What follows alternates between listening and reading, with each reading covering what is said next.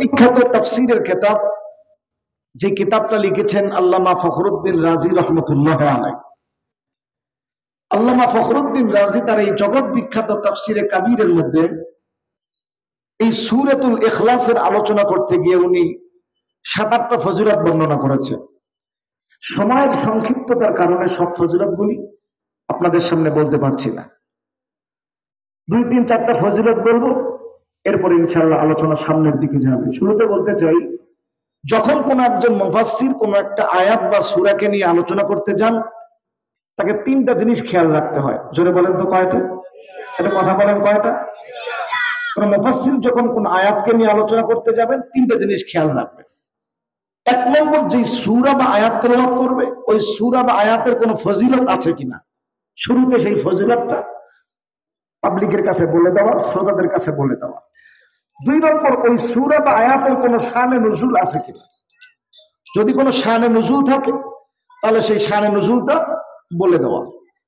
৩ নম্বর, এই সূরার যে আয়াত পাঠ করা হলো বা সূরা পাঠ করা হলো, ওই সূরার টাইম থাকলে লম্বা তাফসীর, যদি সময় কম থাকে সংক্ষিপ্ত তাফসীর বলা। তো আজকেও ইনশাআল্লাহ আমরা এই কুল হু সূরাতে ৩টি পয়েন্ট আলোচনা করব। ১ নম্বর, এই সূরা ইখলাসের ফজিলত। ২ নম্বর, কেন আল্লাহ তাআলা এই সূরাকে নাযিল করেছেন, যাকে তাফসীরের ভাষায় বলা হয় শানে নুজুল। ৩ নম্বর, সময় যদি থাকে শেষে সংক্ষিপ্ত কিছু তাফসীর শোনাবো। আল্লাহ পাক আমাদের সকলকে ধৈর্যের সাথে বসে এই ৩টি পয়েন্টে সূরা ইখলাসের আলোচনা শোনার জন্য কবুল করেন, তৌফিক দান করেন। সবাই জোরে বলেন আমিন। আসুন আমরা আলোচনার ভিতরে ঢুকে যাই, সময় অনেক কম। জগৎ বিখ্যাত তাফসীরের কিতাব তাফসীরে কাবীরের মধ্যে আল্লামা ফখরুদ্দীন রাজি এই সূরা ইখলাসের প্রথম যে ফজিলতটা বর্ণনা করেছেন, সেটি হলো, অনেকের আমাদের এটা মুখস্থ আছে, তারপরেও আমি আপনাদের সামনে বলছি। কেন জানেন? বাত আগার তাকরার হতি হয় তো ও বাত দিল মে বস জাতি হয়। কথা যদি বারবার বলা হয়, এই কথাকে অন্তরের মধ্যে গেঁথে দেন কে? আল্লাহর নাম নিতে কষ্ট হয়, জয় কোন আল্লাহ। আকাশ বাতাস মুখরিত করে মুসলমান সবার কণ্ঠে মালিকের নাম উচ্চারণ হবে। সবাই সেটা বলেন আল্লাহ। তো যে কথা বলছিলাম, সবার আমাদের মুখস্থ আছে, তারপরেও বলছি সূক্ষ্ম একটা বিষয় আপনাদের সামনে বর্ণনা করার জন্য। আল্লামা ফখরুদ্দীন রাজি প্রথম যে উনি হাদিসটা এনেছেন, সেটি হলো রাসূল করিম সাল্লাল্লাহু আলাইহি ওয়াসাল্লাম বলেছেন, কেউ যদি সূরাতুল ইখলাস একবার পাঠ করে, আল্লাহ পাক তার আমলনামায় 10 পারা কোরআন তেলাওয়াতের সওয়াব দান করে দেন। কোন সুবহানাল্লাহ। কেউ যদি 2 বার পাঠ করে, আল্লাহ পাক আমলনামায় 20 পারা কোরআন তেলাওয়াতের সওয়াব দান করে দেন। কেউ যদি 3 বার পাঠ করে, আল্লাহ পাক 1 খতম কোরআন তেলাওয়াতের সওয়াব আমলনামায় দান করে দেন। জোরে বলেন না সুবহানাল্লাহ। মাদারীপুরের ভাইরা বলতে পারে, হুজুর এটা আমাদের সবার মুখস্থ, এই ঢাকা থেকে কষ্ট করে এই হাদিস বলার জন্য আসছেন।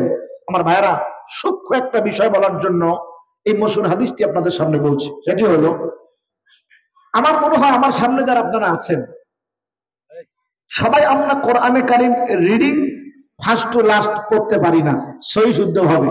জোরে বলেন ঠিক কিনা? সবাই কি আমরা পারি? এই সামনে আসতেছে রমজানুল মুবারক, কোরআন নাজিলের মাস। শাহরু রমাদানাল্লাযী উনজিলা ফীহিল কুরআন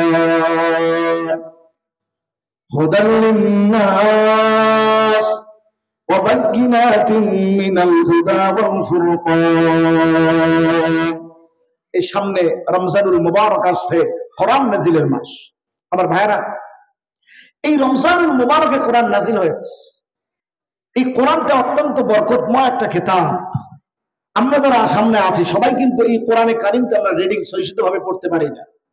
কিন্তু এখানে আমরা যারা আছি, অনেকের মা দুনিয়া থেকে চিরবিদায় নিয়ে চলে গেছে, অনেকের বাবা কবরে চলে গেছে, অনেকের দাদা কবরে চলে গেছে, অনেকের দাদি কবরে চলে গেছে। যারা বলেন ঠিক কিনা? কিন্তু আমাদের মনে চায় আমার বাবার কবরে একটু খতমের সওয়াব পাঠাবো, আমার মায়ের কবরে খতমের সওয়াব পাঠাবো, আমার দাদার কবরে খতমের সওয়াব পাঠাবো। কিন্তু আমি তো ফার্স্ট টু লাস্ট কোরআনে কারীম রিডিং করতে পারি না। আমরা কি করি? ওই যে মৃত্যুবার্ষিকী যখন আসে, এলাকার মধ্যে আওয়াজ হয়ে গেছে 40 দিন, এরকম ভাবে আপনার 7 দিন, 3 দিন, এই সমস্ত বিষয়গুলি সামনে রেখে আমরা মুরব্বীদের জন্য খতম করি। মাদ্রাসার ছাত্রদেরকে ভাড়া করে নিয়ে এসে আমরা খতম পড়াই, নিজে কিন্তু আমরা খতম পড়াইতে পারি না। কথা বলেন ঠিক কিনা? তাদের জন্য বলছি, আল্লাহ পাক তাদের উদ্দেশ্যে কেমন জানি মনে হয় বলছে, আমার কোন বান্দা, আমার কোন বান্দি ফার্স্ট লাস্ট কোরআনে কারীম রিডিং করতে পারো না, কি হয়েছে? তোমার বাবা মারা গেছে, মা মারা গেছে, দাদা মারা গেছে, দাদি মারা গেছে, চিন্তা করিল না, কোরআনে কারীমের ছোট্ট একটা সূরা তো আমি আল্লাহ নাযিল করেছি, যে সূরার নাম হলো কুল হু সূরা, যে সূরার নাম হলো সূরাতুল ইখলাস। আমার কোন বান্দা, আমার কোন বান্দা যদি মা বাবা কবরের মধ্যে ঈশানের সওয়াবের জন্য, দাদা দাদির কবরে ঈশানের সওয়াবের জন্য একবার কোরআনে কারীম থেকে সূরা ইখলাস পড়তে দেরি হবে, ওর মায়ের কবরে, বাবার কবরে 10 পাতা কোরআন তেলাওয়াতের সওয়াব আমি মালিক পাঠাইতে দেরি করব না। আস্তে করে সুবহানাল্লাহ। আল্লাহ পাক কেমন জানি বলছে, 2 বার কোরআনে কারীম সূরা ইখলাস পড়তে দেরি হবে, 20 বার কোরআন তেলাওয়াতের সওয়াব কবরে যাইতে দেরি হবে না। 3 বার পড়বে, 1 খতম কোরআন তেলাওয়াতের সওয়াব মুরব্বিদের কবরের মধ্যে পৌঁছে দিবেন কে? আর জোরে বলেন, জোরে বলেন আল্লাহ। সবার আমাদের সূরাটা মুখস্থ আছে, যখন সময় পাবো 3 বার সূরা ইখলাস পড়বো, 1 খতম করে কোরআন তেলাওয়াতের সওয়াব পূর্বপুরুষ মুরব্বিদের কবরের মধ্যে ইসালে সওয়াব করব। পারবো না ভাই ইনশাআল্লাহ? কি বলেন, পারবো তো ইনশাআল্লাহ? আল্লাহ সবাইকে তৌফিক দান করেন, সবাই জোরে বলেন আমিন। ফজিলত নাম্বার 2, আল্লামা ফখরুদ্দীন রাজি তাফসীরে কবীরের মধ্যে 2 নম্বর যে ফজিলতটা এনেছেন, রাসূল করিম সাল্লাল্লাহু আলাইহি ওয়াসাল্লাম একটি যুদ্ধে গিয়েছিলেন, যে যুদ্ধটার নাম হলো তাবুকের যুদ্ধ। সেটা বলেন তো কিসের যুদ্ধ? এত কথা বলেন না, কিসের যুদ্ধ? তাবুকের যুদ্ধ। এই যুদ্ধটা এমন একটা যুদ্ধ, যেই যুদ্ধে মুসলমানদেরকে যুদ্ধ করা লাগে নাই, বিনা যুদ্ধে মুসলমানদেরকে যিনি বিজয় দিয়েছে, সেটা বলেন তো উনি কে? আমার মাদারীপুরের মুসলমান ভাইয়েরা কথাগুলো টিভির কান দিয়ে বোঝার চেষ্টা করেন, মাইকের আওয়াজ যাদের কান পর্যন্ত যায়, সবাইকে বলি বাবা কথাগুলো দিনের কান দিয়ে বোঝার চেষ্টা করেন। ও পর্দার অন্তরের মা, মাইকের আওয়াজ যাদের কান পর্যন্ত যায়, সবাইকে বলি বাবা কথাগুলো দিয়ে কান দিয়ে বোঝার চেষ্টা করেন। আল্লাহর পয়গম্বর মুহাম্মদুর রাসূলুল্লাহ সাল্লাল্লাহু আলাইহি ওয়াসাল্লাম যখন তাবুকের ময়দান পর্যন্ত পৌঁছে গেলেন, পয়গম্বর তাকায়া দেখে তাবুকের ময়দানে কোনো শত্রু বাহিনী নাই, সবাই ময়দান থেকে পলায়ন করে চলে গেছে। জোরে বলা যায় না সুবহানাল্লাহ। ও মুসলমান, কি মনে করলেন? আল্লাহর পয়গম্বর মুহাম্মদুর রাসূলুল্লাহ সাল্লাল্লাহু আলাইহি ওয়াসাল্লামকে আল্লাহ পাক রব্বুল আলামিন এমন কিছু বৈশিষ্ট্য দান করেছেন, যেই বৈশিষ্ট্যগুলি আল্লাহ তাআলা অন্য কোন নবীকে দেন নাই। সমস্ত নবীর মধ্যে যে বৈশিষ্ট্য ছিল, আমাদের নবী মুহাম্মদ রাসূলুল্লাহ সাল্লাল্লাহু আলাইহি ওয়াসাল্লামের মধ্যে সমস্ত নবীর বৈশিষ্ট্য আল্লাহ তাআলা একাই তার মধ্যে দান করেছেন। জোরে বলা যায় না সুবহানাল্লাহ। হুসনে ইউসুফ দানে ঈসা ইয়াদে বাইজাদারি আছে খুবা হামাদারম তু তনহাদারি।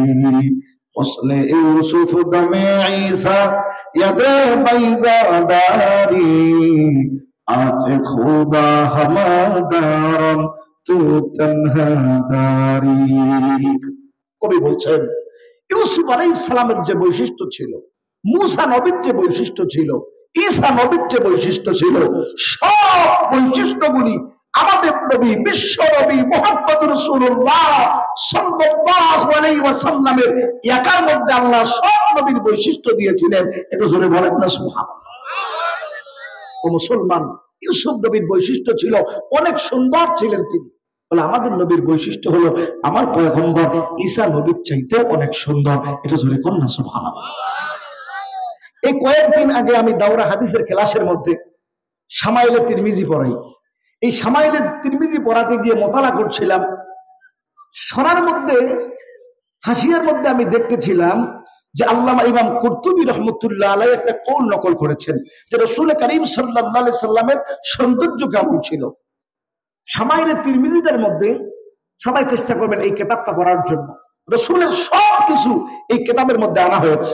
রাসূলের মুখটা কেমন ছিল, রাসূলের হাতগুলি কেমন ছিল, রাসূলের হাতিমি কেমন ছিল, চলন ফিরন কেমন ছিল, কোন জিনিস রসুল পছন্দ করতেন, চুলগুলা কেমন ছিল, তার মুখটা কেমন ছিল, দাঁতগুলি কেমন ছিল, নাকগুলি কেমন ছিল, এক কথায় রসুলের অবয়ব থেকে শুরু করে যা কিছু আছে সবগুলি শামাইলে তিরমিজির মধ্যে আনা হয়েছে। তো এই শামাইলে তিরমিজির মধ্যে রসুলের সবকিছু বর্ণনা করা হয়েছে। তো ওখানে ইমাম কুরতুবী রহমতুল্লাহি আলাইহি একটা কৌল নকল করা হয়েছে হাসিয়ার মধ্যে, যে রসুলের সৌন্দর্য কেমন। রাসূল করিম সাল্লাল্লাহু আলাইহি সাল্লামের সৌন্দর্য বলে এমন, আল্লাহ পাক আমাদের নবীকে এত সৌন্দর্য দান করেছিলেন যে এই সৌন্দর্যটা এমন নূর আল্লাহ দিয়েছিলেন, এটা সবসময় আল্লাহ তাআলা প্রকাশ করতেন না, মানুষ সহ্য করতে পারবে না।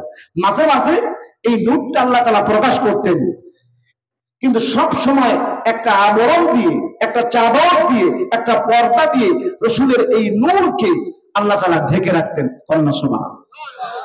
এজন্যই তো আম্মা জান আয়েশা সিদ্দিকা রাদিয়াল্লাহু তাআলা আনহা বলে, প্রত্যেকটা মানুষের একটা করে সূর্য আছে, যেটা সকালবেলা উদিত হয়, সন্ধ্যাবেলা ডুবে যায়, আর আমার সূর্যটা এমন একটা সূর্য যেটা সন্ধ্যার পর আমার ঘরের মধ্যে উদিত হয়। একটু জোরে কন্যা সুবহানাল্লাহ।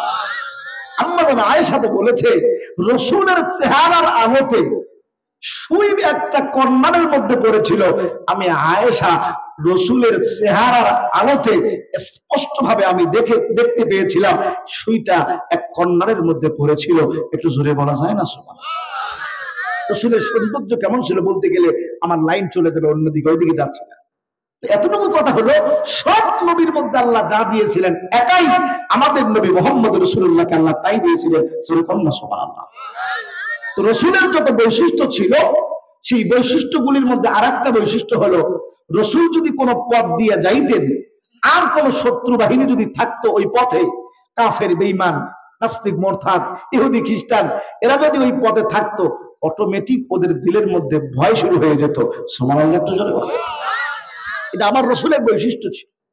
সাহাবায়ে কেরামের এই বৈশিষ্ট্য। হযরত ওমরের বৈশিষ্ট্য কি? বলে ওমরের বৈশিষ্ট্য হলো, ওমর যেই পথ দিয়ে যাইতো ওই পথে শয়তানও হাঁটতো না। আস্তে বলেন সুবহানাল্লাহ। জোরে কন্যা সুবহানাল্লাহ। এমন নবীর উম্মত হতে পেরে আমরা খুশি না বেজার? কথা বলেন, কথা বলেন, খুশি না বেজার? ও মুসলমান, আমার রসুলের বৈশিষ্ট্য হলো, যেই পথ দিয়ে যাইতো ওই পথে কোনো শত্রু থাকলে অটোমেটিক ভয় পেয়ে যাইতো।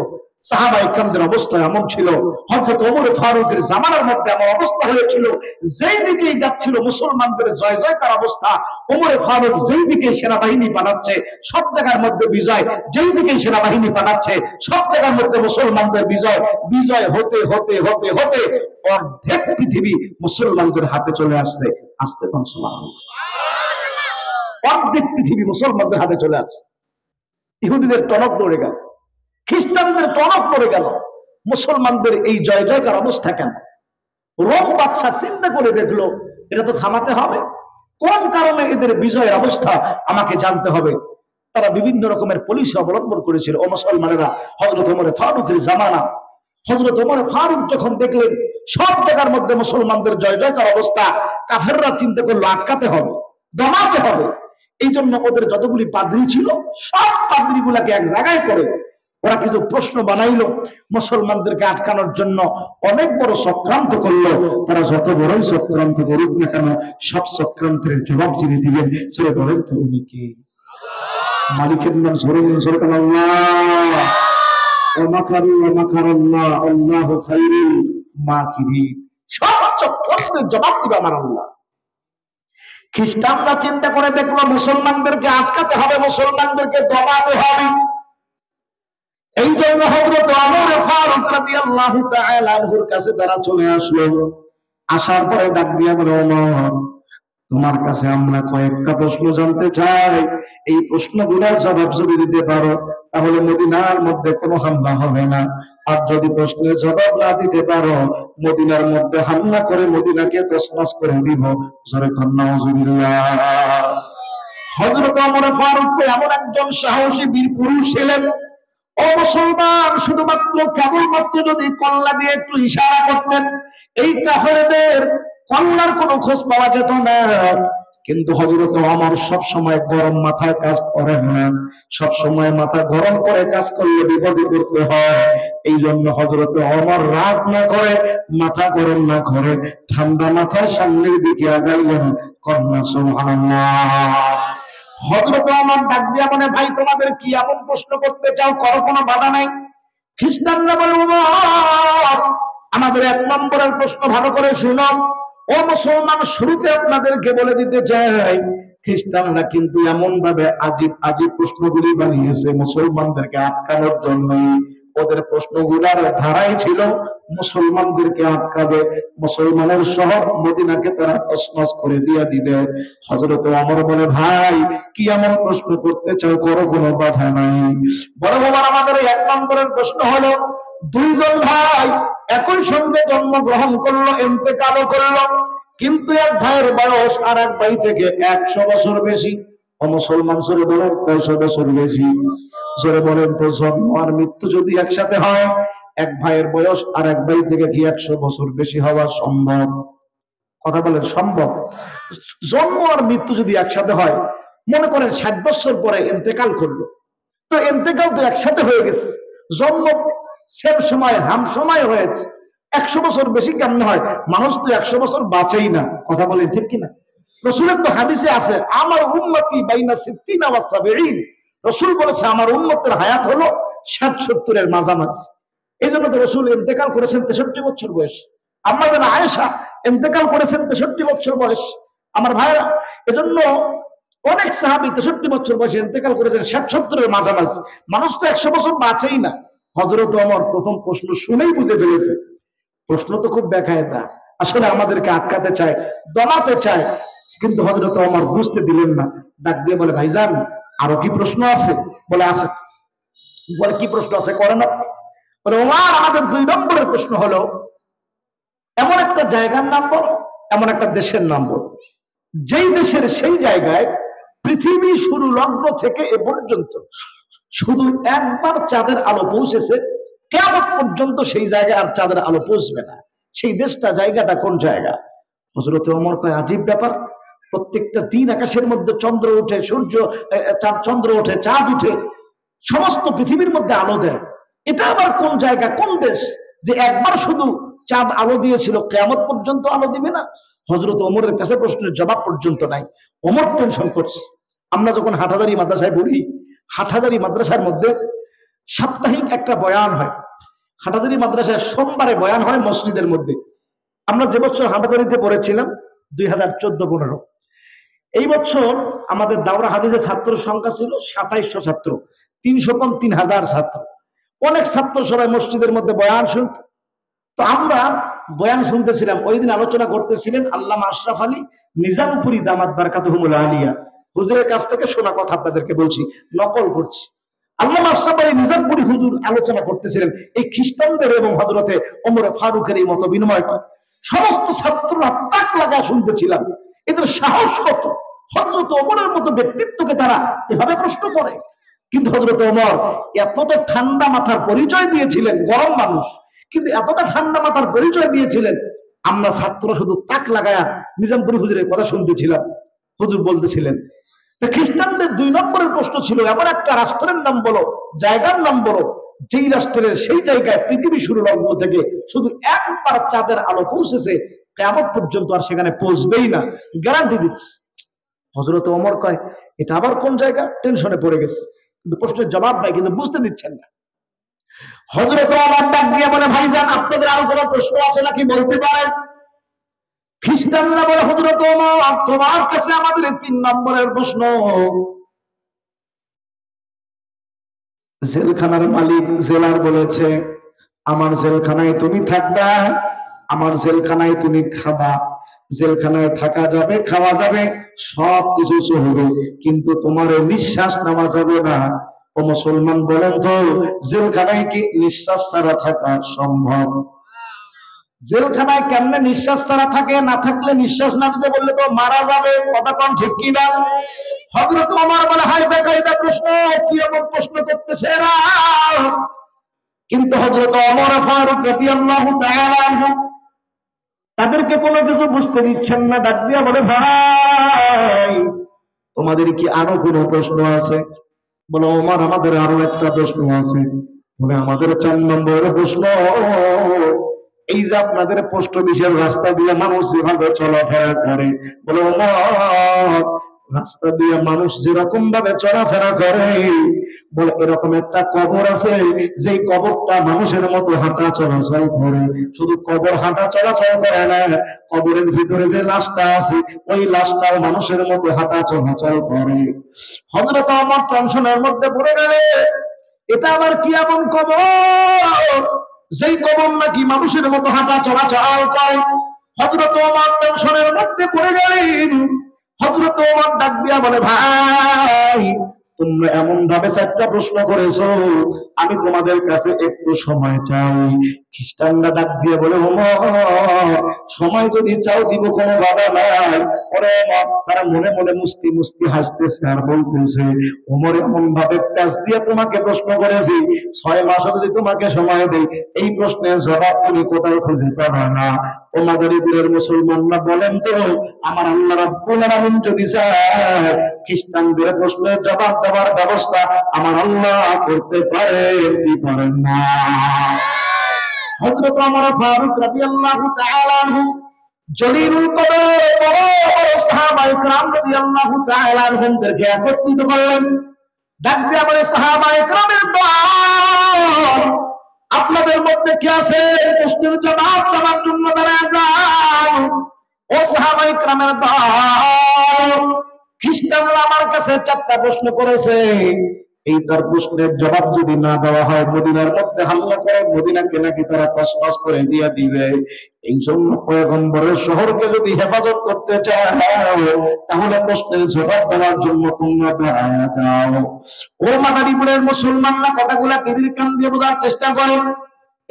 পর্দার অন্তরালের মা, এলাকার যুবক ভাই, মাইকের আওয়াজ যাদের কান পর্যন্ত যায়, সবাইকে বলি বাবা কথাগুলো দিলের কান দিয়ে বোঝার চেষ্টা করো না। হযরত ওমর ফারুক জলিলুল কদর বড় বড় সাহাবায়ে কেরামদেরকে মিটিং ডাকলেন, পরামর্শ সভা ডাকলেন। হযরত ওমর সাহাবায়ে কেরামদের দিকে তাকায়, কিন্তু কোন সাহাবী প্রশ্নের জবাব দেওয়ার জন্য দাঁড়ায় না। হযরত ওমর মনে করেছিলেন, কেউ যদি প্রশ্নের জবাব না দিতে পারে কমপক্ষে আলী তো প্রশ্নের জবাব দিতে পারবে, কারণ পয়গম্বর বলেছে, আনা মাদিনাতুল ইলমি ওয়া আলীউন বাবুহা, আমি পয়গম্বর হলাম ইলমের শহর আর ওই ইলমের দরওয়াজা হলো আমার জামাত আলী। শুনে বলা যায় না সুবহানাল্লাহ। হযরত ওমর মনে করেছিলেন আলী তো প্রশ্নের জবাব দিতে পারবে। ও মুসলমান, কিন্তু আলী প্রশ্নের জবাব দেওয়ার জন্য দাঁড়ায় না। হযরত ওমর উসমানের দিকে তাকায়, কিন্তু হযরত উসমান প্রশ্নের জবাব দেওয়ার জন্য তিনিও দাঁড়ায় না। হযরত ওমর অন্যান্য সাহাবায়ে কেরামের দিকে তাকায়, কিন্তু কোন সাহাবী প্রশ্নের জবাব দেওয়ার জন্য দাঁড়ায় না।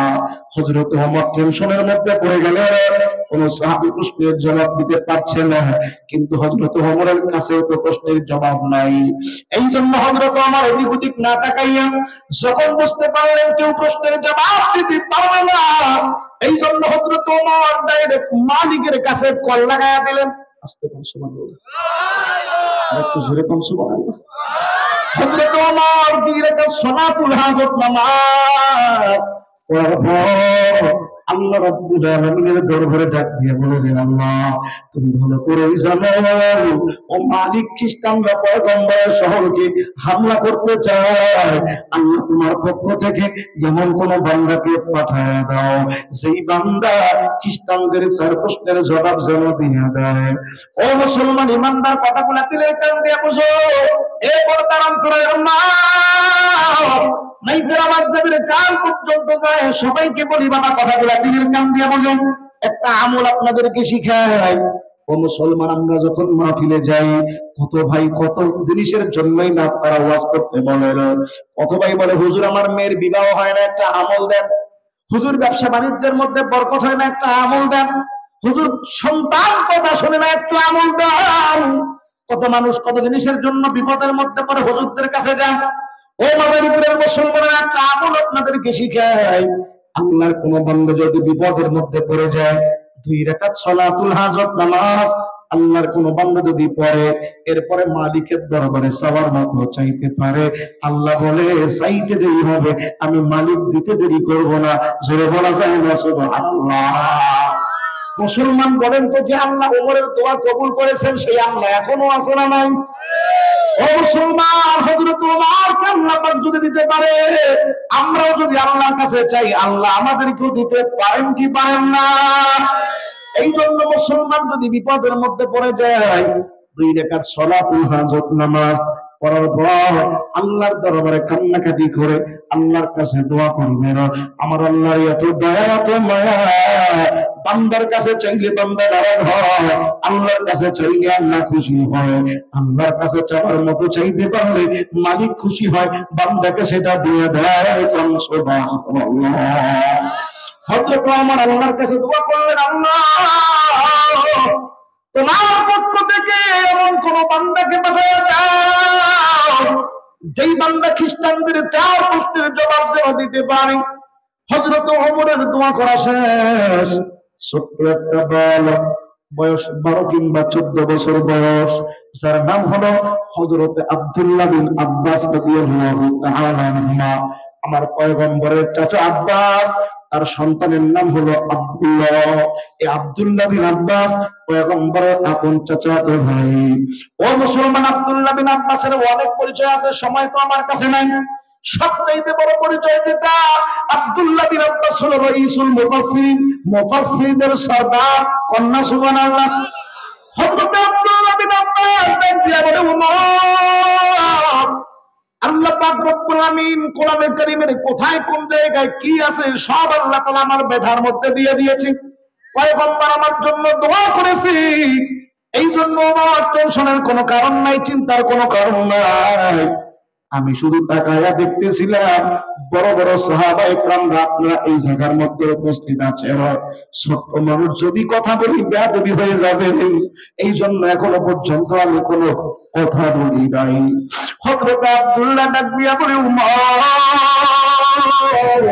এই জায়গার মধ্যে চাচা আলীর মতো সাহাবী আছে, ওসমানের মতো সাহাবী আছে, এই জায়গার মধ্যে আপনি আমিরুল মুমিনিন খলিফাতুল মুসলিমিনের মতো ব্যক্তিত্ব আছে, ছোট্ট মানুষ কথা বললে বেয়াদবি হয়ে যাবে, এই জন্য ওমর এখনো পর্যন্ত কোনো কথা বলি না।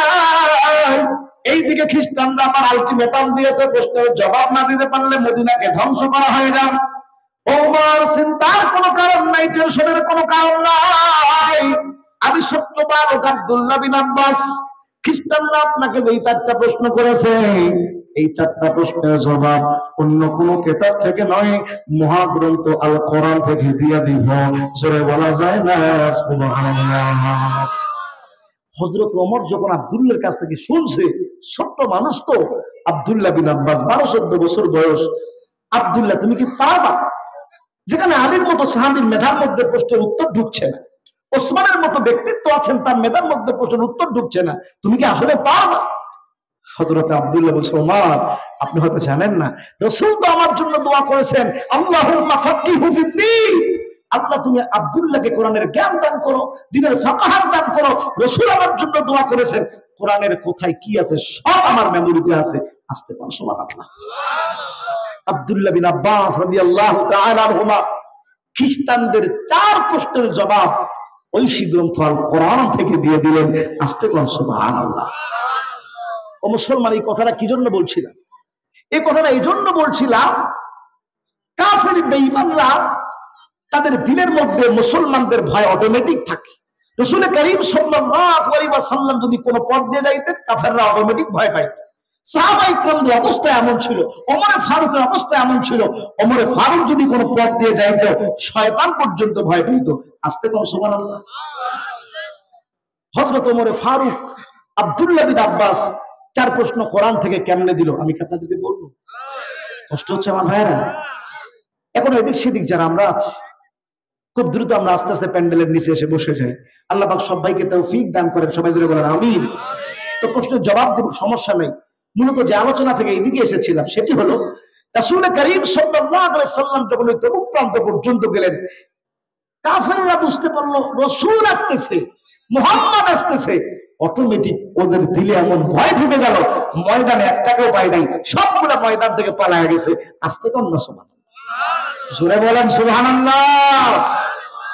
আল্লাহ পয়গম্বর মুহাম্মদ রাসূলুল্লাহ সাল্লাল্লাহু আলাইহি ওয়াসাল্লাম যখন তবুক প্রান্ত পর্যন্ত চলে গেলেন, পয়গম্বর তাকায়া দেখে কোনো শত্রু নেই, সব ময়দান থেকে পালায়া গেল। আল্লাহর পয়গম্বর তিনি এরকম ভাবে পাহাড়ের উপরের মধ্যে উঠলেন। পয়গম্বর তার নবুয়তের চোখ দিয়ে দেখলেন কোন শত্রু বাহিনী লুকায়া আছে কিনা। পয়গম্বর তাকায়া দেখে কোন শত্রু নাই, সবগুলা ময়দান থেকে পালায়া গেছে। ও মুসলমানি বান্দার, আল্লাহর গোলাম, আল্লাহর পয়গম্বর আকাশের দিকে তাকায়। পয়গম্বর যখন আকাশের দিকে তাকায়, পয়গম্বর তাকায়া দেখে আকাশটা কেমন জানি মেঘাচ্ছন্ন হয়ে গেছে, আকাশের মধ্যে সূর্য গ্রহণ লেগে গেছে।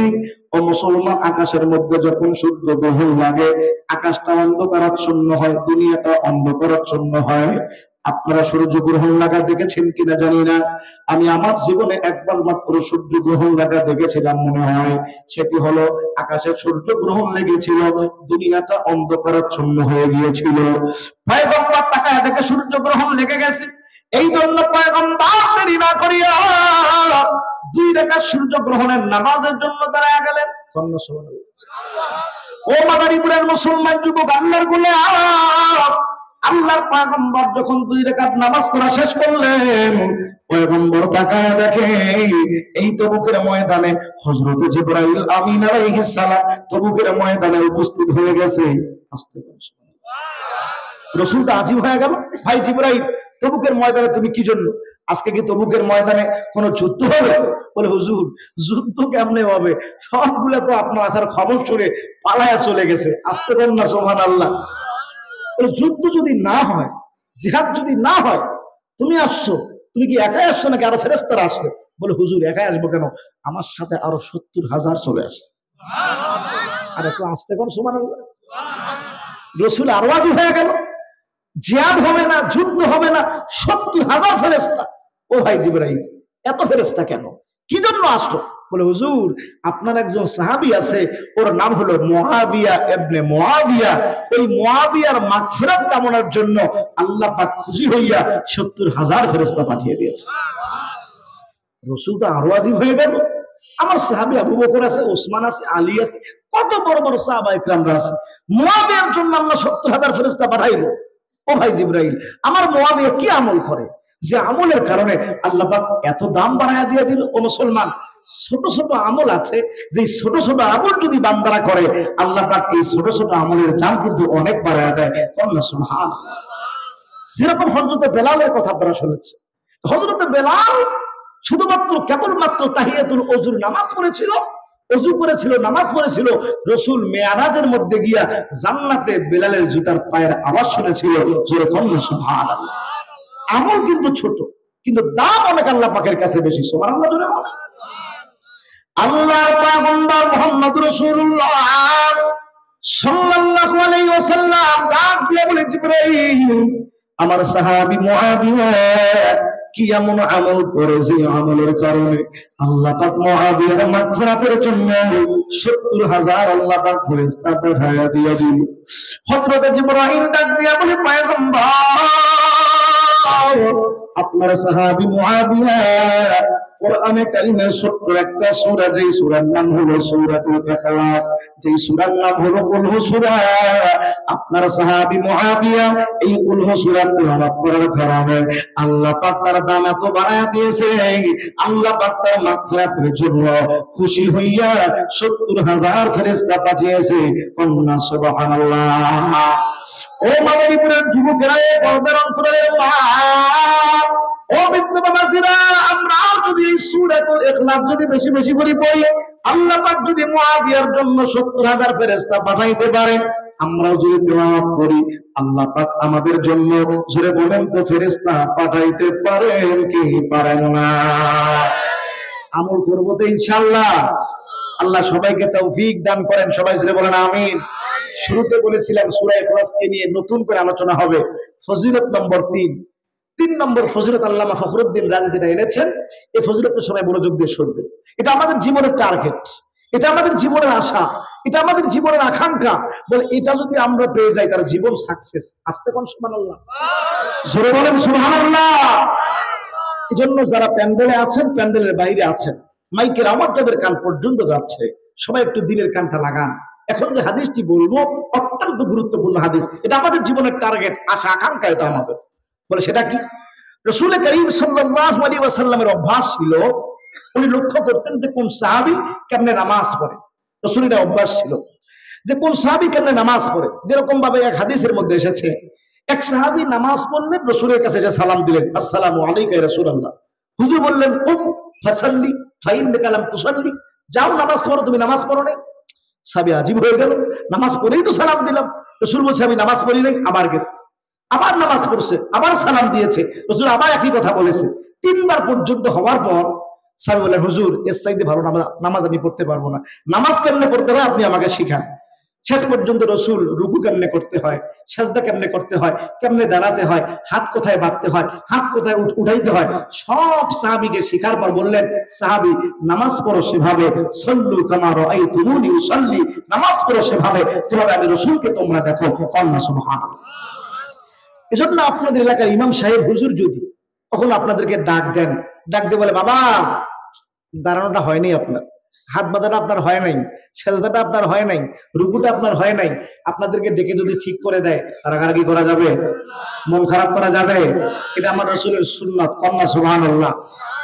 তো আজকে যে ঘটনাটা ঘটে গেল, আজকে যে হাদিসটি বলছি, এখনের হাদিসটি যেটা আমাদের জীবনের টার্গেট, আশা আকাঙ্ক্ষা, সবাই মনোযোগ দেয়। আজকে যে ঘটনাটা ঘটে গেল, ও মুসলমান, তার একটা মাসালা আপনাদেরকে শিখাই। একটা মাসালা শিক্ষা করা 1000 রাকাত নফল নামাজ পড়ার চাইতে উত্তম। সুবহানাল্লাহ জোরে বলেন।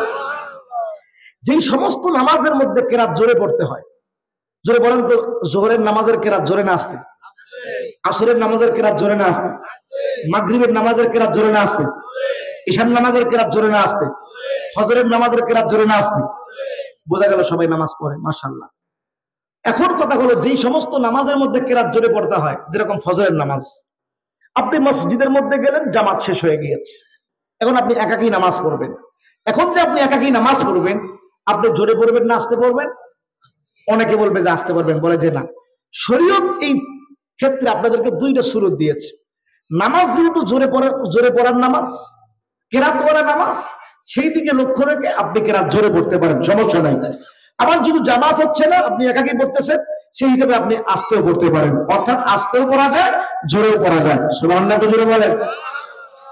রাসূলের একজন সাহাবী ফজরের নামাজ পড়ার জন্য মসজিদে নববীর মধ্যে চলে আসছে, এসে দেখে জামাত শেষ হয়ে গেছে, নামাজ নাই, শেষ হয়ে গেল। এখন সাহাবী চিন্তা করলো এখন তো আমাকে একাকী নামাজ পড়তে হবে, তো নামাজ কেমনে পড়ি? উনি চিন্তা করলেন জোরেও পড়া যায় কেরাত, আস্তেও পড়া যায়, তো আজকে আমি কেরাতটা জোরেই পড়ি। সুবহানাল্লাহ জোরে বলেন। আমার ভাইরা গভীরভাবে মনোযোগ দেন, এই কথা বলার জন্য হাদিসটা আপনাদের সামনে বলছি। ও কন্যার মা, কথাগুলা দিলের কান দিয়ে বোঝেন, মাইকে আমার যাদের কান পর্যন্ত যায় সবাইকে বলি বাবা কথাগুলা দিলের কান দিয়ে বোঝার চেষ্টা করেন। আল্লাহর পয়গম্বর মুহাম্মদুর রাসূলুল্লাহ সাল্লাল্লাহু আলাইহি ওয়াসাল্লাম এই সাহাবীর দিকে লক্ষ্য করতেছে। এই সাহাবী ফজরের নামাজ পড়ার জন্য একাকী দাঁড়ায়া গেল। প্রথম রাকাত যখন শেষ হয়ে গেল, সূরা ফাতিহা যখন শেষ হয়ে গেল, এখন তো সূরা পড়তে হবে, কোন সূরা তিনি তেলাওয়াত করবেন?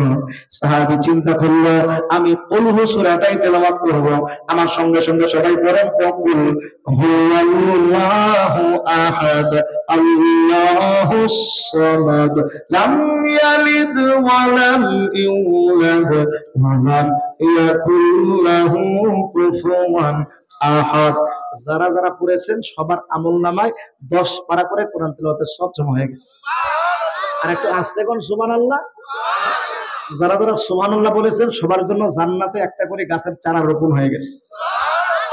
আমার ভাইরা আসলে এদিক সেদিক যাবার সময় নেই, অনেক কথা মাথার মধ্যে আসতে সময় তো খুব একটা নাই। ও মুসলমান ইমানদার, দেখেন অবস্থা কি হয়ে গেল। এই সাহাবী প্রথম রাকাতে সূরা ফাতিহার পর কুল হু সূরা তেলাওয়াত করলেন, এরপরে দ্বিতীয় রাকাতের জন্য দাঁড়ায় গেল। সাহাবী আবারও তিনি যখন সূরা ফাতিহা শেষ করলো, সূরা ফাতিহা শেষ করার পর সাহাবী আবারও তেলাওয়াত শুরু করে দিলেন। আমার সঙ্গে সঙ্গে পড়েন আল্লাহু আহাদ আল্লাহুস সামাদ লাম ইয়ালিদ ওয়া লাম ইউলাদ ওয়া লাম ইয়াকুল লাহু কুফুয়ান আহাদ। রাসূল আযীব হয়ে গেল, এই কাজটা করলো কি? আমরা তো নামাজ পড়ি, নামাজের প্রথম রাকাতে এক সূরা পড়লে দ্বিতীয় রাকাতে ভিন্ন সূরা পড়তে হয়, কথা কোন ঠিক কিনা? প্রথম রাকাতে আপনি আলাম তারা পড়বেন, দ্বিতীয় রাকাতে লিলাফি কুরাইশিন ইন্না আতাইনা বা অন্য কোন সূরা, কথা কোন ঠিক কিনা? কিন্তু এই সাহাবী কাজটা কি করে ফেললো? প্রথম রাকাতে পড়ল কুল হু সূরা, দ্বিতীয় রাকাতে পড়ল কুল হু সূরা। আল্লাহর পয়গম্বর সাহাবীকে কাছের মধ্যে ডাকলেন, ডাকার পর ডাক দিয়া বলে, সাহাবী তুমি কি নামাজের মাসালা জানো না? নামাজের মাসালা হলো প্রথম রাকাতে এক সূরা পড়লে দ্বিতীয় রাকাতে ভিন্ন সূরা পড়তে হয়। সাহাবী বলে, হুজুর নামাজের মাসালা কিন্তু আমি ভালো করেই জানি। সুবহানাল্লাহ। এ সাহাবী তুমি যদি নামাজের মাসালা জানো তাহলে একই সূরা বারবার তুমি কেমন তেলাওয়াত করলে রে ভাই? তোমার কি কোরআনে কারিমের অন্য কোন সূরা মুখস্থ নাই? তোমার কি শুধুমাত্র কেবলমাত্র এই সূরাটাই মুখস্থ আছে? তোমার কি আলাম তারা কাইফা ফাআলা রাব্বুকা বিআসহাবিল ফিল এই ছোট্ট সূরাটাকে তোমার মুখস্থ নাই? সাহাবী বলে, হুজুর আলাম তারা সূরা কেন, এর চাইতে বড় বড় সূরাগুলো তো আমার মুখস্থ আছে। পয়গম্বর ডাক দিয়া বলে, সাহাবী তোর কি আরাইতাল্লাযী ইউকাদ্দিবু বিদ্দীন এই ছোট্ট সূরা কি তোর মুখস্থ নাই? সাহাবী ডাক দিয়া বলে, হুজুর আরো বড় বড় সূরা তো আমার মুখস্থ আছে। আমার পয়গম্বর ডাক দিয়া বলে, সাহাবী তোর কি কুল আউযু বিরাব্বিল ফালাক, কুল আউযু বিরাব্বিন নাস এই ছোট্ট ছোট্ট সূরাগুলা কি তোমার মুখস্থ নাই? ওই সাহাবী ডাক দিয়া বলে, পয়গম্বর এই কুল আউযু বিরাব্বিল ফালাক আর নাস কেন, এর চাইতে বড় বড় সূরাগুলো তো আমার মুখস্থ আছে। আমার মায়ার নবী ডাক দিয়া বলে, সাহাবী নামাজের মাসালাও জানো, আবার অনেক সূরাও তোমার মুখস্থ আছে, তাহলে কি জন্য একই বারবার ওই কুল হু সূরাটা তুমি তেলাওয়াত করলা? এ মাদারীপুরের মুসলমান ভাই, ও পর্দার অন্তরালের মা, মাইকের আওয়াজ যাদের কান পর্যন্ত যায় সবাইকে বলি বাবা কথাগুলা দিনের কান দিয়া বুঝে। দেখেন সাহাবী কি উত্তর দেয়, আর আমার মায়ার নবী কত সুন্দর করে তার প্রতি উত্তর দেয়। ওই সাহাবী বলে, হুজুর কেন বারবার কুল হু সূরা বললাম জানেন? ও পয়গম্বর আমি এই কুল হু সূরাকে অনেক মহব্বত করি, এই কুল হু সূরাকে আমি অনেক ভালোবাসি। আস্তে আস্তে ও পয়গম্বর প্রত্যেকদিন পরে বিষয়টা এমন না, ইয়া রাসূলুল্লাহ ইয়া হাবিবাল্লাহ মুহাব্বতের কারণে আজকে পড়ে ফেলেছি। কন্যা সুবহানাল্লাহ। আল্লাহর পয়গম্বর ডাক দিয়ে বলে, সাহাবী ভালো করে শুনে নাও, এই সূরা ইখলাসের দাম কত, ফজিলত কত জানো? কিয়ামতের ময়দানে আল্লাহ পাক রব্বুল আলামিন এই সূরা ইখলাসকে এমন পাওয়ার দিয়ে দিবে, আল্লাহ পাক সূরা ইখলাসকে ডাক দিয়ে বলবে, সূরা ইখলাস তোমার মাধ্যমে আমি আল্লাহ আমার পরিচয়কে বর্ণনা করেছি। আল্লাহ পাক সূরা ইখলাসের মাধ্যমে পরিচয় আল্লাহ পাক দিয়েছেন।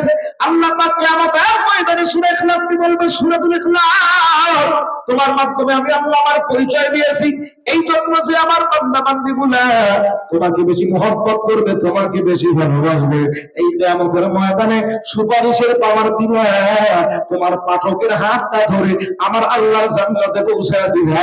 জোরে বলা যায়গা সুবহানাল্লাহ। এই জন্য মুসলমান বলেছিলাম এটা আমাদের জীবনের টার্গেট, এটা আমাদের জীবনের আশা আর আকাঙ্ক্ষা। ও মাদারীপুরের মুসলমান যুবক, ও বৃদ্ধ বাবাজিরা, আমরা সবাই আল্লাহর জান্নাতে যাইতে চাই কি চাই না? আর জোরে বলেন চাই কি চাই না? যারা যারা আমরা আল্লাহর জান্নাতে যাইতে চাই তাহলে সূরা ইখলাসের আমলের কোনো বিকল্প নাই, মুহাব্বত আর ভালোবাসার বিকল্প নাই। বেশি বেশি করে সূরা ইখলাস যদি আমরা পড়তে পারি, ইখলাসের সঙ্গে মুহাব্বত ভালোবাসা হবে, কিয়ামতের ময়দানে এই সূরা ইখলাস সুপারিশ করে আল্লাহ পাকের জান্নাতে পৌঁছায় দিবে। জোরে বলা যায় না সুবহানাল্লাহ? সবাই পড়বেন তো ইনশাআল্লাহ? আল্লাহ পাক সবাইকে আমল করার তৌফিক দান করেন, সবাই বলেন আমিন। ফজিলত নম্বর 4, এটা বলেই শেষ, অনেক কথা আসতেছে মাথায় বলতে পারছি না। 4 নম্বর ফজিলত, এটা অত্যন্ত গুরুত্বপূর্ণ, সবাই মনোযোগ দেন। এতক্ষণ পর্যন্ত যে ফজিলতগুলি বলেছি এগুলো হলো আখিরাত কেন্দ্রিক ফজিলত। এখন যে ফজিলতটা বলবো এটা হলো দুনিয়া কেন্দ্রিক ফজিলত। আস্তে কোন সুবহানাল্লাহ বলে, সূরা ইখলাসের মাধ্যমে শুধু আখিরাতের ফায়দা হয় না, শুধু জান্নাত পাওয়া যায় না, বলে দুনিয়ার মধ্যেই লাভবান হওয়া যায়। সুবহানাল্লাহ জোরে বলেন। আল্লামা ফখরুদ্দীন রাজি রহমাতুল্লাহি আলাইহি তাফসিরে কাবীরের মধ্যে আরেকটা ফজিলত এনেছেন, সেটি হলো একজন সাহাবী রাসূলুল্লাহ সাল্লাল্লাহু আলাইহি ওয়াসাল্লামের কাছে আসলেন। আসার পর বলে, হুজুর টাকা পয়সা অনেক ইনকাম করছি কিন্তু বরকত পাচ্ছি না, হুজুর একটা আমল শিখান না, যে আমল করলে আল্লাহ পাক যেন আমার সম্পদে বরকত দান করেন। সুবহানাল্লাহ বলেন। আমার ভাই, আমরা তো কত ইনকাম করি, টাকা পয়সা বরকত পাই না। 20,000, 30,000, 50,000 টাকা ইনকাম হয়, মাস গেলে টাকার খবর নাই, আর 10,000 টাকা ঋণ আছে না নাই। কিন্তু আপনার মসজিদের ইমাম সাহেব, মাদ্রাসার হুজুর 10,000 টাকা মাসের বেতন, 8,000 টাকা মাসের বেতন, তাও মাঝে মাঝে বাকি ঠিক মতো পায় না, আস্তে আস্তে উঠায়। তারপরে হুজুরের কোনো ঋণ নাই, পাঞ্জাবি পরে সেটাও অনেক দামি, চলাফেরাটাও অত্যন্ত মাশাআল্লাহ অন্যান্যদের চাইতে অনেক পরিষ্কার পরিচ্ছন্ন। আল্লাহ তাআলা এই 10,000 আর 8,000-এর মধ্যে বরকত দান করেছেন। কথা বলেন ঠিক কিনা? এজন্য বরকত দেওয়ার মালিক জোরে বলেন তো কে? 50,000-এ যা হবে 10,000-এ আল্লাহ তাআলা তাই করতে পারেন কি পারেন? কথা বলেন, আল্লাহর এমন ক্ষমতা আছে না নাই? মুসলমান, আমল আপনাদেরকে শিখাচ্ছি। সাহাবী বলে, হুজুর একটা আমল শিখান, যে আমল করলে আল্লাহ পাক যেন আমার সম্পদে বরকত দেয়। ও মুসলমান, অনেক লোক অনেক আসলে কথা কি বলবো, সময় তো শেষের দিকে। আমার ভাইরা, আল্লাহর কাছে অনেক হুজুররা বলে আল্লাহর কাছে দুনিয়া চাওয়া যাবে না। বলে চাওয়া যাবে না, কি বলেছে? রাসূল তো সাহাবা ইকরামদের জন্য তারা যেন দুনিয়াদার হয়, টাকাওয়ালা হয়, রাসূল সাহাবীদের জন্য নিজে দোয়া করেছেন। সুবহানাল্লাহ বলে। অনেক দলিল আমার কাছে আছে, বলার আমার কাছে সময় নেই, একেবারে সময় শেষ। ঘড়ির কাঁটার দিকে তাকাচ্ছি আর আমি আলোচনা করছি। তো যে কথাটা বলছি, আমি হাদিসটা বলে শেষের দিকে চলে যাব। সেটা হলো, সাহাবীকে রাসূল বললেন, ঠিক আছে তোমাকে একটা আমল শিখাই, এই আমলটা তুমি করো। সাহাবী বলে, হুজুর আমল শিখান। সাহাবী রাসূলের কথা মতো আমল করছে। কিছুদিন পর রাসূলের সঙ্গে সাহাবীর দেখা। বলে, তোমাকে যে একটা আমল শিখিয়েছিলাম, তুমি কি আমল করছো? বলে, হুজুর করছি তো। বলে, কি ফলাফল পেয়েছো? বলে, হুজুর আপনি যেভাবে আমল করতে বলেছেন, আপনার কথা মতো আমল করার কারণে আল্লাহ সম্পদে যে এত বরকত দিল, হুজুর আমার আর উটের ঘরে উট রাখার জায়গা নাই, সব ঘরটা উট দিয়ে ভরপুর হয়ে গেছে। সুবহানাল্লাহ। বাড়িতে গিয়ে বলেন সুবহানাল্লাহ, জোরে কোন সুবহানাল্লাহ। বলে, হুজুর আমার সম্পদে আল্লাহ এত বরকত দিল, সব জায়গার মধ্যে শুধু সম্পদ আর সম্পদ। জোরে বলেন না সুবহানাল্লাহ। ও মুসলমান, আসুন তাহলে ওই সাহাবীকে রাসূল কি দোয়া শিখাইলেন, কি আমল শিখাইলেন, যে আমলের কারণে সাহাবী এত সম্পদওয়ালা হয়ে গেল, এত টাকাওয়ালা হয়ে গেল। ও মাদারীপুরের যুবকেরা, বৃদ্ধ বাবাজিরা, আমরাও যদি ওই আমলটা করি, বলেন তো আল্লাহ পাক যদি চায় আমাদেরকেও সম্পদওয়ালা বানাইতে, আল্লাহ পাক পারেন কি পারেন না? ও মুসলমান ইমানদার, সম্পদ থাকা কিন্তু এটা কোনো খারাপ বিষয় নয়। সম্পদ থাকা যদি খারাপ হইতো, আল্লাহ পাক পয়গম্বর সুলাইমানকে সারা পৃথিবীর বাদশাহী দান করতেন না। কথা ঠিক কিনা? সম্পদ যদি খারাপ হইতো, হযরতে সুলাইমান পয়গম্বরের বাবা হযরতে দাউদ পয়গম্বরকে আল্লাহ তাআলা সম্পদশালী বানাইতেন না। একজন পয়গম্বর ছিলেন, পয়গম্বর আইয়ুব, আল্লাহ তাআলা তাকে জমিদারি দান করেছিলেন। এত সম্পদওয়ালা আল্লাহ তাআলা তাকে বানাইতেন না। সম্পদ থাকা যদি খারাপ হইতো, ও মুসলমান, হযরত ইব্রাহিম পয়গম্বর, আল্লাহ তাআলা তাকেও তো অনেক সম্পদ দান করেছিলেন। ইব্রাহিমকে আল্লাহ তাআলা সম্পদওয়ালা বানাইতেন না। ও মুসলমান, সম্পদ যদি খারাপ হইতো, আল্লাহর পয়গম্বর মুহাম্মদ রাসূলুল্লাহ সাল্লাল্লাহু আলাইহি ওয়াসাল্লামকে আম্মাজান খাদিজার সঙ্গে বিবাহের মাধ্যমে হযরতে খাদিজা সমস্ত সম্পদগুলো আমার পয়গম্বরকে দান করে আল্লাহ পাক পয়গম্বরকে ধনী বানায় দিতেন না। কথা কোন ঠিক কিনা? এজন্য সম্পদ কিন্তু খারাপ বেশি নয়, খারাপ কথা নয়। আপনার যদি সম্পদ না থাকে, টাকা পয়সা না থাকে, আপনি ফিতনার মধ্যে জড়িয়ে পড়বেন, আপনি হারামের মধ্যে জড়িয়ে পড়বেন, চুরি কারবারের মধ্যে আপনি জড়িয়ে পড়বেন। কথা বলেন ঠিক কিনা? এজন্য সম্পদ আল্লাহর কাছে চাওয়া, রাসূলের জন্য একটা দোয়া শিখিয়ে দিয়েছেন। আমার সঙ্গে সঙ্গে পড়েন তো, আল্লাহুম্মা ইন্নী আসআলুকাল হুদা ওয়াত তুকা ওয়াল আফাফা ওয়াল গিনা। ওয়াল গিনা মানে হলো তাওয়াঙ্গারি। আল্লাহ তুমি আমাকে পরিমাণ সম্পদ দাও, যে পরিমাণ সম্পদ থাকলে মানুষের কাছে আমাকে চাইতে না হয়। রাসূল পর্যন্ত আল্লাহর কাছে সম্পদের জন্য দোয়া করেছেন। আল্লাহ সুবহানাল্লাহ। কোরআনে আল্লাহ দোয়া শিখিয়েছেন, রব্বানা আতিনা ফিদ দুনিয়া হাসানা ওয়া ফিল আখিরাতি হাসানা। আল্লাহ তাআলা রাসূলকে পর্যন্ত সম্পদের জন্য এই কোরআনুল কারীমের মধ্যে আল্লাহ সম্পদ চাওয়ার জন্য শিখিয়ে দিয়েছে। এজন্য আমার ভাইয়েরা, সম্পদ থাকা কিন্তু কোনো খারাপ বিষয় না। কথা বলে ঠিক কিনা? এখন আসুন, সম্পদ আমরা আল্লাহর কাছে চাবো। যাতে করে আমাদের ফিতনার মধ্যে জড়িয়ে পড়তে না হয়, আমাদের কোন হারাম কাজের মধ্যে জড়িয়ে পড়তে না হয়। এজন্য সম্পদ আল্লাহর কাছে আমরা চাবো।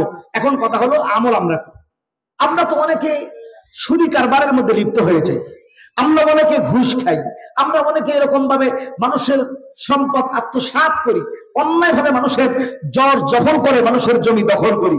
এইগুলি হারাম কাজ করার কোনো প্রয়োজন হবে না। রাসূলের আমল মতো আপনি আমল করে আল্লাহ পাক আপনাকেও ধনী বানায় দিতে পারে।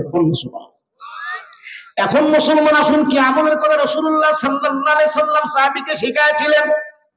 আল্লাহর পয়গম্বর ডাক দিয়ে বলে, সাহাবী তোমাকে এখন আমি একটা আমল শিখাবো, এই আমলটা তুমি করো। ও মুসলমান, রাসূলুল্লাহ সাল্লাল্লাহু আলাইহি ওয়াসাল্লাম যখন সাহাবীকে আমলটা শিখাইলেন, আল্লাহ পাক সাহাবীকে এমন সম্পদওয়ালা বানায় দিলেন। সাহাবী বলে, হুজুর আমার ঘরের মধ্যে আর সম্পদ রাখার জায়গা নেই, আল্লাহ পাক আমাকে সম্পদ দ্বারা ভরপুর করে দিয়েছে। কন্যা সুবহানাল্লাহ। এখন মুসলমান আসুন, কি আমলের কথা পয়গম্বর বললেন। আল্লামা ফখরুদ্দীন রাজি অনেক লম্বা করে হাদিস বলেছেন, লম্বা করে বলার কোনো সময় নাই, একেবারে আমি শেষ সময়ের মধ্যে চলে আসছি। অল্প সময়ের মধ্যে কথা বলে শেষ করা যায় না। তারপরে মুসলমান ইমানদার, অল্প সময়ের মধ্যে যতটুকু আপনাদেরকে আমলের কথা বলেছি, আল্লাহ পাক যেন আমাদেরকে আমল করার তৌফিক দান বলেন আমিন। এখন আসুন বলেন, কি আমল পয়গম্বর শিখাইলেন। অনেক লম্বা হাদিস, সংক্ষেপ করে আপনাদের সামনে বলি। আল্লাহর পয়গম্বর ডাক দিয়া বলে, সাহাবী যখন তুমি দোকানের মধ্যে যাইবা, কথার কথা বুঝার জন্য আপনাদেরকে বলি, যখন তুমি দোকানের মধ্যে যাইবা, ডাইরেক্ট দরজা না খুলিয়া কয়েকবার তুমি পড়বা সূরাতুল ইখলাস, মানে কুল হু সূরা। বরকতের নিয়াতে কুল হু সূরা পড়ো। এখন তোমার দোকানে কাস্টমার নাই, এখন তুমি বরকতের নিয়াতে কুল হু সূরা পড়ো। ও মুসলমান ইমানদার, বরকতের নিয়াতে সাহাবী যখন কুল হু সূরা পড়া আরম্ভ করলো, আল্লাহ পাক সম্পদে এত বরকত দিল। সাহাবী বলে, হুজুর সম্পদ রাখতে পারতেছি না, সব জায়গার মধ্যে সম্পদ আর সম্পদ। কতক্ষণ সুবহানাল্লাহ।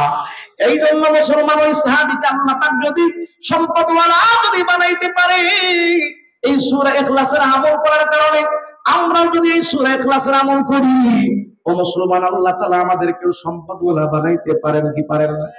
কথা বলেন, পারেন কি পারেন না? সবাই আমল করবো তো ইনশাআল্লাহ, আমল করবো তো ইনশাআল্লাহ।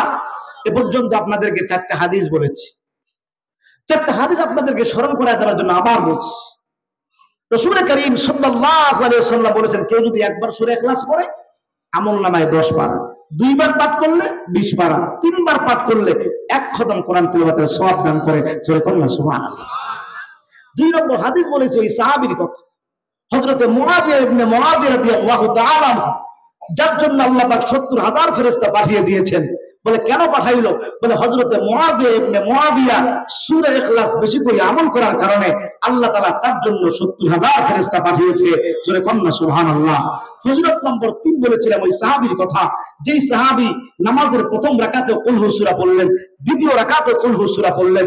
জিজ্ঞাসা করা হলো, বারবার কেন একই সূরা পড়ছো? বলে, হুজুর প্রত্যেকদিন পড়ি না, মুহাব্বতের কারণে আজকে পড়ে ফেলেছি, অনেক মুহাব্বত করি, অনেক ভালোবাসি। রাসূল বললেন, সূরা ইখলাসকে মুহাব্বত আর ভালোবাসলে কিয়ামতের ময়দানে এই সূরা ইখলাস তোমাকে সুপারিশ করে আল্লাহ পাকের জান্নাত পর্যন্ত পৌঁছায় দিবে। কন্না সুবহানাল্লাহ।